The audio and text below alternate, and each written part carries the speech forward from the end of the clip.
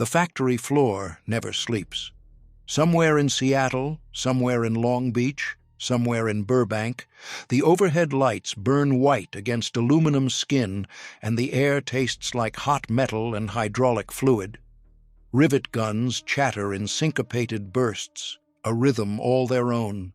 And the women on the line move with the kind of mechanical certainty that only comes from doing the same thing 1,000 times and knowing that the 1,000th time matters exactly as much as the first.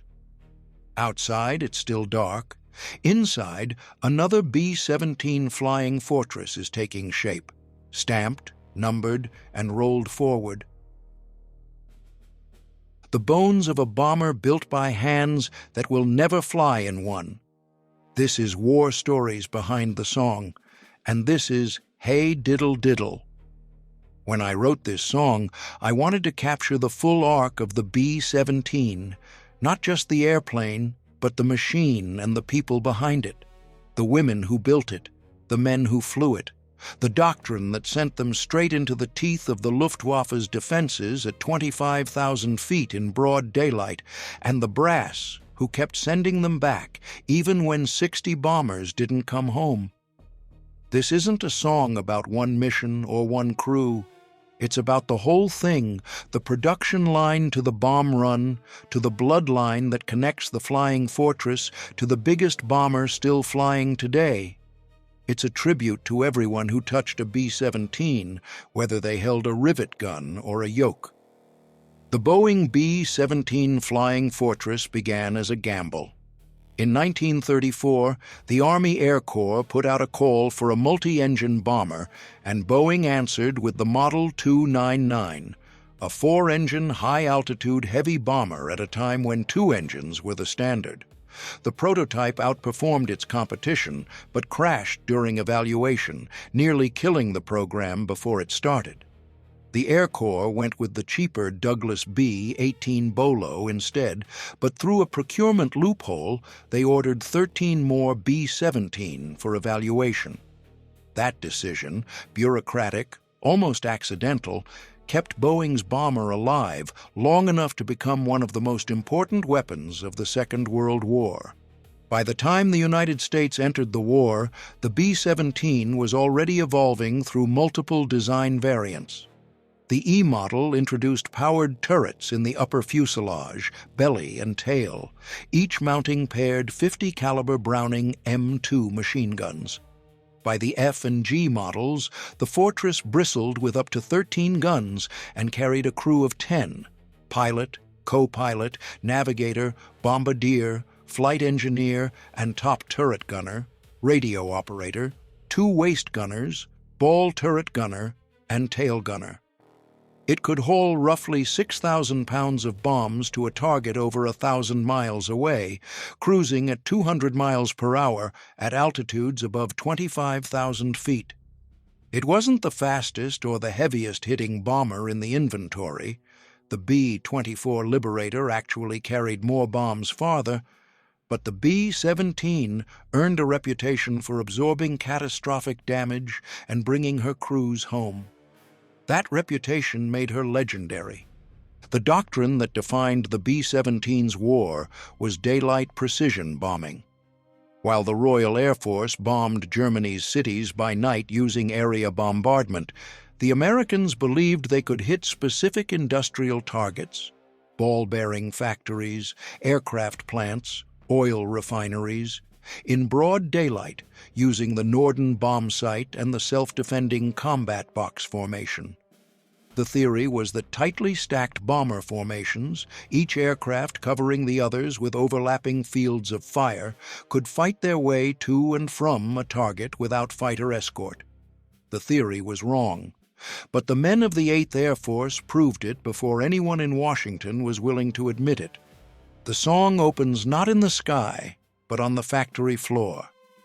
Rosie on the bench, rivet gun bite, the girls on the floor, keep the tolerance right, factory lights burning through the night, plants stay hot, what a sight, stamped and numbered, bones and spine, 2 an hour rolling off the line.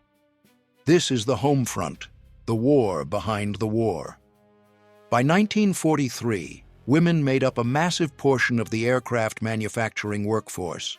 At Boeing's Plant 2 in Seattle, at Douglas Aircraft in Long Beach, at Lockheed's Vega subsidiary in Burbank, women operated rivet guns, wired electrical panels, plumbed hydraulic systems, and crawled inside wing cavities to buck rivets from the inside. They were paid roughly 62 cents an hour to start, less than their male counterparts, and they built flying fortresses around the clock under factory lights that never went dark. The Rosie in the lyric is the cultural icon, Rosie the Riveter, the bandana-wearing woman of the We Can Do It recruitment posters. But she's also the thousands of real women like May Cryer, who started riveting B-17 wings in Seattle at 17 years old, or the all-female crew at Continental Airlines maintenance facility who performed field modifications on Fortresses and Mustangs and embroidered their nickname on the backs of their coveralls. 2 an hour rolling off the line takes some artistic liberty with the production tempo, but it captures the spirit of wartime urgency. The verified peak rate at Boeing's plant in Seattle was 16 finished B-17s per day, roughly one every 90 minutes, a record set in April 1944. With Douglas and Vega running their own lines simultaneously, the combined output was even higher. The song compresses that relentless pace into a single punchy image. For comparison, Ford's Willow Run plant was rolling a finished B-24 Liberator off the line every 63 minutes by mid-1944, one of the most famous production feats in industrial history, and the two stats get tangled together in the popular memory of wartime aviation. Either way, the picture is the same. Factories that never stopped, women who never slowed down, and a production machine that turned raw aluminum into flying warships faster than anyone thought possible. By the time production ended in May 1945, 12,731 B-17s had been built. Boeing built 6,981. Douglas built about 3,000. Vega built 2,750. The stamped and numbered bones and spine line captures the industrial process, each airframe serialized, each structural member precision manufactured to ensure interchangeability across plants and theaters. Then the song lifts off the factory floor and into the sky. Hey, diddle diddle, straight up the middle, whole 9 yards, fit as a fiddle, not a milk run, flack alley hot. Jerry's backyard, give it all we got. Bombs away, tail end Charlie, 909. Bandits in the sun, got that Memphis bell shine. Going home after 25, sign up again. Hell's Angels, let's go, boys, just say when. The chorus is a wall of slang, every line loaded. Hey, diddle diddle, straight up the middle, is a phrase deeply embedded in American military culture. It comes from the nursery rhyme, repurposed as sardonic shorthand for a frontal assault. No flanking, no subtlety, straight through the front door. Marines at Fort Benning took ribbing from Army officers who joked that the Corps only knew one form of maneuver: high diddle diddle, right up the middle. In this context, it captures the essence of the 8th Air Force's daylight bombing doctrine: straight and level into the teeth of the flak, no evasive action on the bomb run, the bombardier in control of the aircraft through the Norden's autopilot coupling.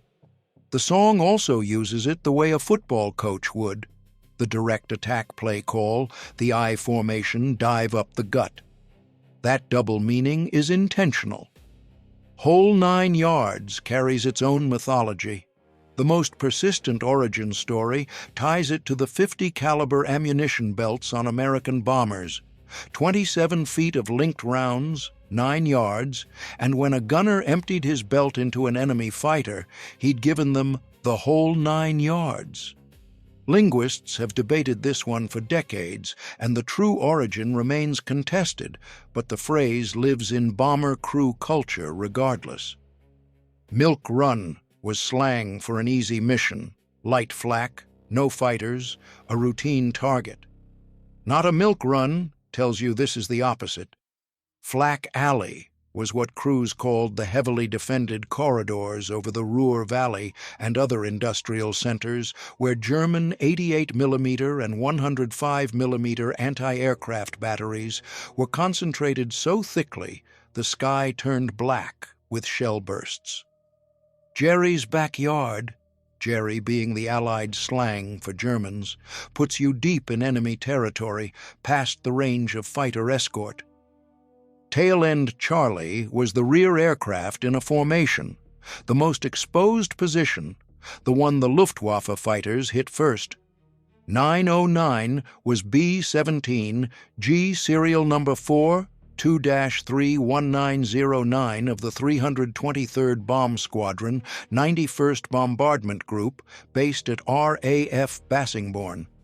She flew 140 combat missions, 18 of them over Berlin, logging 1,129 flight hours and dropping over 250,000 pounds of bombs.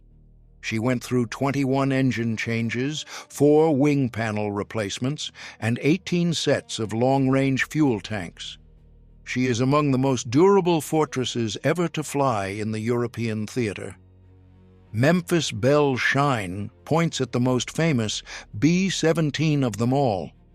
The Memphis Belle B-17F, Serial 4, 1-2, 4485, 324th Bomb Squadron, 91st Bomb Group, completed her 25th mission on May 17, 1943, and her crew became the first in the 8th Air Force to be publicly celebrated for surviving a full combat tour. The publicity campaign was deliberate. The 8th Air Force actually had an earlier candidate, a B-17F called Hell's Angels from the 303rd Bomb Group at Molesworth, which completed its 25th mission on May 13th, 6 days before the Belle. But Command chose to send the Memphis Belle home for the War Bond tour because Hell's Angels was deemed too provocative a name for a national morale campaign. The name got repurposed instead. The 303rd Bomb Group adopted Hell's Angels as the group's identity, and they went on to fly 364 combat missions, more than any other B-17 group in the 8th Air Force, in 10,721 sorties. Going home after 25, sign up again, captures the combat tour policy. 25 missions was the magic number, complete them, and you rotated home. The problem was that in 1943, the odds of surviving 25 missions were roughly 1 in 4. The 8th Air Force lost over 4,750 B-17 in combat operations. Crews knew the math. The ones who made it through 25 and volunteered for another tour knew it even better. The second verse tightens the focus to the missions that defined, and nearly destroyed, the daylight bombing campaign. Schweinfurt, Black Thursday, no other way. Ball-bearing Run, 60 gone in 1 day. Regensburg first, then Africa on the run. August, skies above, Ack, blacked out the sun. Berlin winter, flak and flame. Then Big Week hit and changed the game. Schweinfurt is the word that haunts the 8th Air Force. On August 17, 1943, the first anniversary of the 8th's initial heavy bomber mission, 376 B-17s launched a double strike against the Messerschmitt fighter factory at Regensburg and the ball-bearing plants at Schweinfurt, Germany. The plan hinged on timing. Colonel Curtis LeMay's 4th Bombardment Wing would hit Regensburg first and continue south to land at bases in North Africa, drawing the Luftwaffe's fighters with them. Brigadier General Robert Williams' 1st Bombardment Wing would follow 10 minutes later against Schweinfurt, slipping through while the German fighters were on the ground refueling. It didn't work. Fog over the Midlands delayed the Schweinfurt force by hours. LeMay's crews took off on instruments through the overcast.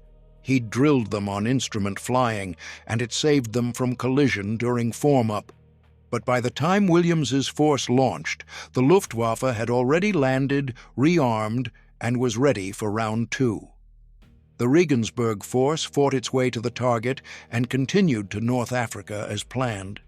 The Schweinfurt force flew into the full fury of the German air defense network with no fighter escort for over 2 hours. 60 B-17s were lost, over 560 airmen killed, captured, or missing. Ack blacked out the sun isn't hyperbole. Ack is old military slang for anti-aircraft fire, dating back to World War I, when the British phonetic alphabet used ack for the letter A. Anti-aircraft became ack, and the name stuck.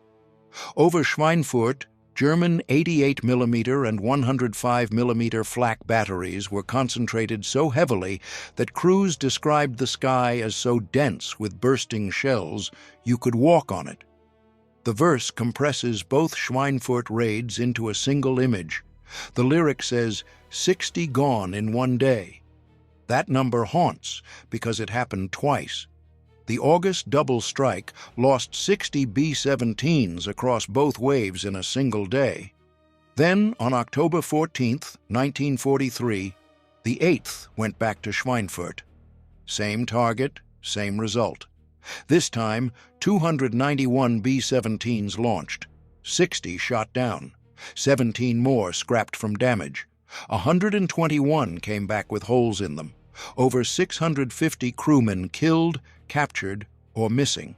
This was Black Thursday, the bloodiest single day in the history of the American strategic bombing campaign, and it forced the suspension of unescorted deep penetration raids for 5 months. Regensburg first, then Africa on the Run, captures LeMay's shuttle mission, the first time an American bomber force attacked a target and continued to a different theater rather than returning to base. Berlin winter, flak and flame, compresses the brutal winter raids of late 1943 and early 1944, when the 8th began striking the German capital itself under some of the heaviest anti-aircraft concentrations in history. Then Big Week hit and changed the game, points to the turning point. Operation Argument, February 20th through 25th, 1944. Big Week. Under the new command of Lieutenant General Jimmy Doolittle, the 8th Air Force launched over 3,000 bomber sorties in 6 days against German aircraft factories at Leipzig, Brunswick, Gotha, Regensburg, Schweinfurt, Augsburg, and Stuttgart. But this time, something was different. The P-51 Mustang had arrived. For the first time, American fighters could escort the bombers all the way to Berlin and back. Doolittle went further. He freed the fighters to hunt, ordering them to leave the bomber stream and pursue Luftwaffe interceptors aggressively. The losses were still heavy. The 8th lost 137 bombers and over 20 fighters in those 6 days. But the Luftwaffe lost something it couldn't replace: experienced pilots. Big Week didn't destroy the German aircraft industry. German production actually peaked later in 1944, but it broke the Luftwaffe's ability to contest the sky. By March 1944, the Allies declared air superiority over Western Europe. The road to D-Day was open. The bridge puts you inside the airplane. Glass house shattered, Norden swings, pilot fights the yoke, feathers one dead wing, through the tunnel, thick smoke in the air, skipper steady in the office chair, stinger barking, tail gone red glare, coming home on a wing and a prayer. Glass house is the bombardier's station, the plexiglass nose of the B-17, where the bombardier crouched over the Norden bomb site in a transparent bubble that offered an unobstructed view of the ground below and absolutely no protection from flak or cannon fire. It was the most exposed position in the aircraft. Norden swings captures the bomb site in action. During the bomb run, the bombardier took control of the aircraft through the Norden's coupling to the autopilot, making fine adjustments through the sight's telescope while the pilot followed the instrument's commands. The pilot literally handed over the airplane. The Norden was treated as one of the most closely guarded secrets of the war. Bombardiers swore an oath to destroy it rather than let it fall into enemy hands, and it was stored under armed guard between missions. Feather's one dead wing is precise technical language. To feather an engine means to rotate the propeller blades edge-on to the airflow, reducing drag on a dead engine. B-17s routinely flew home on 3 engines, sometimes 2. Through the tunnel refers to the pressurized crawl tunnel that connected the forward crew compartment to the aft section over the bomb bay, the only way for crew to move between the nose and the waist guns. Skipper steady in the office chair, the pilot's seat.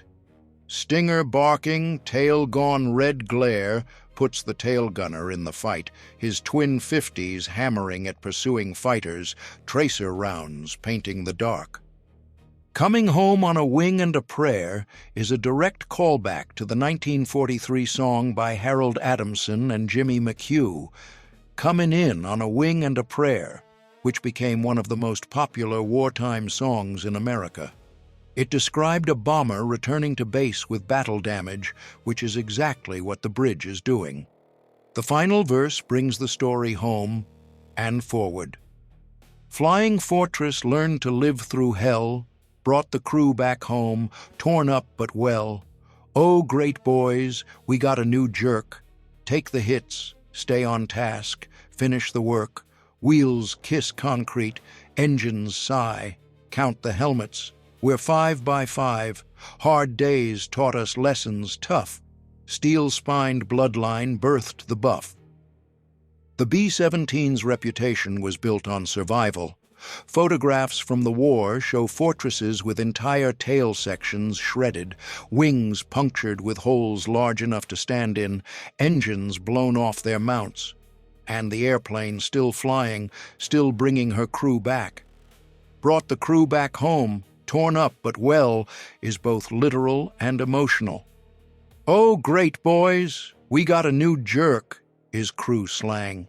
The weary sarcasm of experienced airmen watching a replacement pilot or crew member show up mid-tour, green and untested. Every new face was a reminder that someone else wasn't coming back.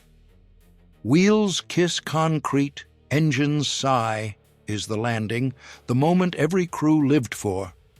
Count the helmets, we're 5 by 5, borrows radio jargon. 5 by 5 means reading you loud and clear.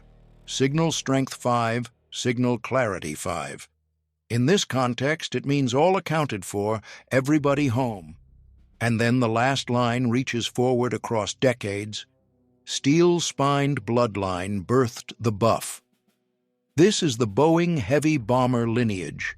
The B-17 Flying Fortress begat the B-29 Superfortress, the pressurized remote turret giant that firebombed Japan and dropped the atomic bombs on Hiroshima and Nagasaki.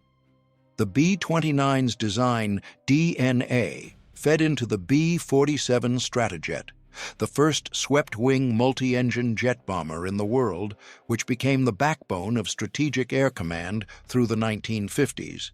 And the B-47 led directly to the B-52 Stratofortress, the Buff. Big, ugly, fat fellow in polite company. The B-52 first flew in 1952 and, as of this writing, remains in active service more than 7 decades later.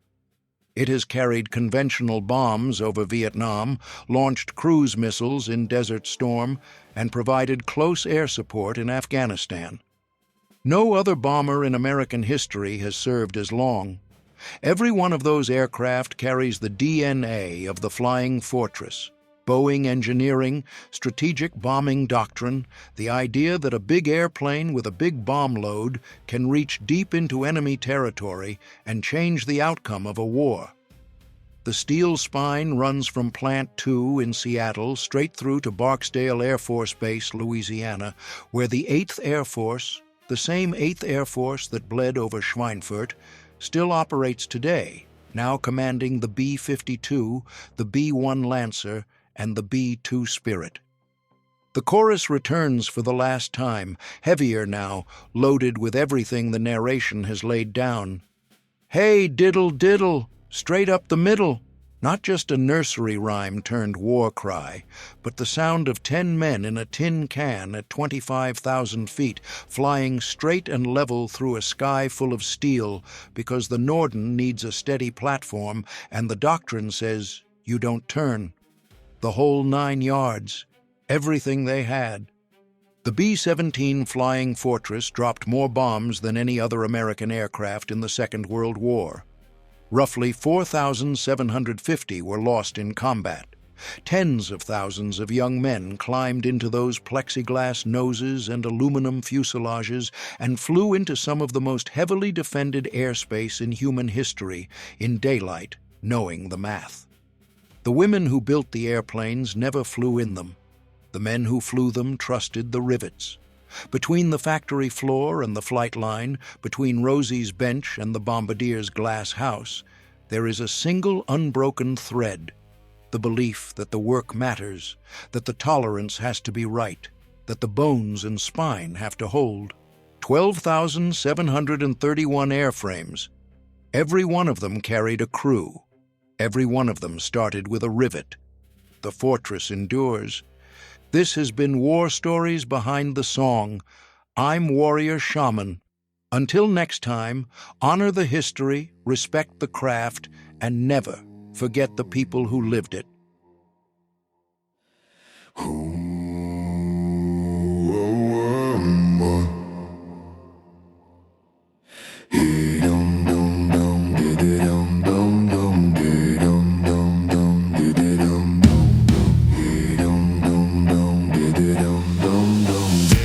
Straight and level, ignore the flag.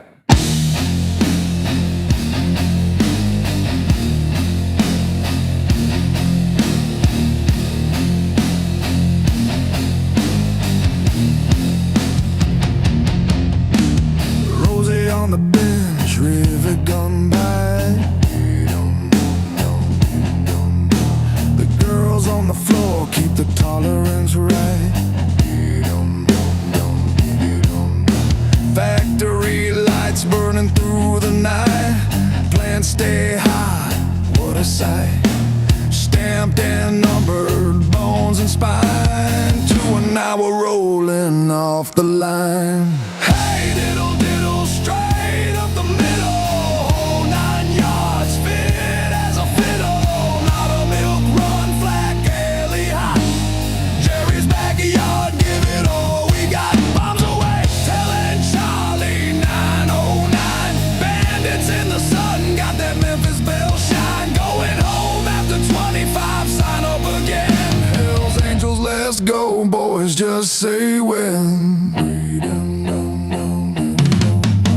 Schweinfurt, Black Thursday, no other way. Ball bear and run, 60 gone in one day. Regensburg, first in Africa on the run. August skies above, ack blacked out the sun. Berlin winter, flag and flame. Then big wee kid and changed the game. Glass house shattered, Norden swings. Pilot fights the yoke, feathers one dead wing. Through the tunnel, thick smoke in the air. Skipper steady in the office chair. Stinger barking tail gone, red glare. Coming home on a wing and a prayer. Hey, diddle diddle, straight up the middle. Whole 9 yards, fit as a fiddle. Not a milk run, flat, gaily hot.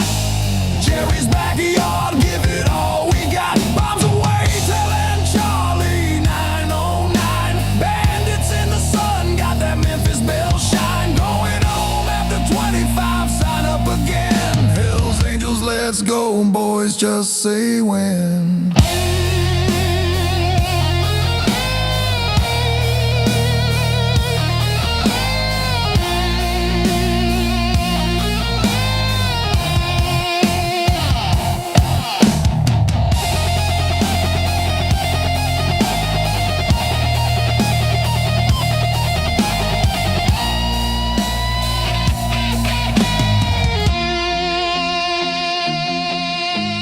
Flying fortress learned to live through hell. Brought the crew back home, torn up but well.